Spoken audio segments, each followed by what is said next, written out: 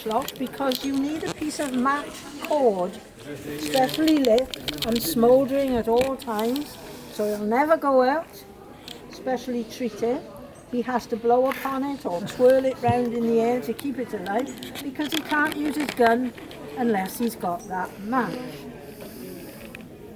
He'll keep it away from all the things he has dangling about his person because each one of those dangly bits contains a measured charge of powder, gunpowder.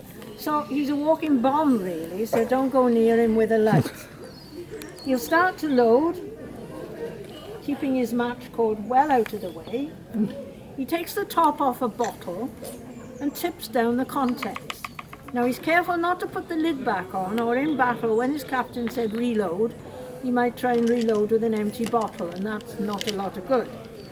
He would then get a musket ball. Bit for luck. Oh, he's putting an extra bit to make a little bit more bang.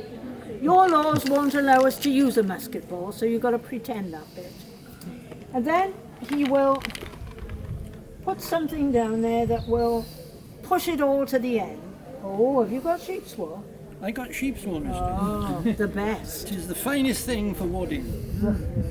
Sometimes they just use dry grass or a bit of sacking, anything they could find, because they want to keep everything tight down the barrel of the gun, especially if they were up in the top of the castle, leaning over. How embarrassing if your musket ball just dribbles out of the end.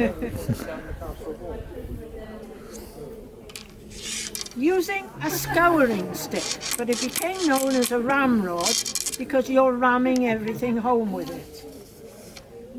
Then he puts his scouring stick away, he doesn't want to shoot that.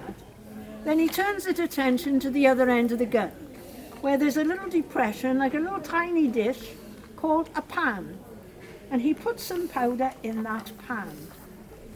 Now the idea is, when he lights the powder, the pan will flash and send a big enough powder on the wrong side of me. will send a big enough flash down to the main powder charge in the barrel of the gun. If only the powder in that little pan ignites, it's a flash in the pan. That's where the saying comes from. Now, little dog, I hope you don't mind bangs. I don't care if he doesn't, he stole our sausage rolls. Yes, he stole our dinner. He took a whole packet of sausage rolls out of our bag and ate everyone. Now, when he fires, there's no danger. But if you're worried about your ears, then open your mouth slightly. I know it sounds silly, but it will allow the sound to go somewhere and you won't damage your ears. Don't let it all clam up. You can put your fingers in your ears if you want to, but open your mouth slightly as well. I know it seems very long drawn out process. It is a very long drawn out process. Both sides were doing the same. I think I'd rather run. Yes, if you were in battle, the other side were doing the same. But if you were in a battle, you had a block of about 100 musketeers. First few rows were already loaded and ready to fire. Once they'd fired, first row probably kneeling, second row standing, may or may not they'd go to the back and there they'd reload.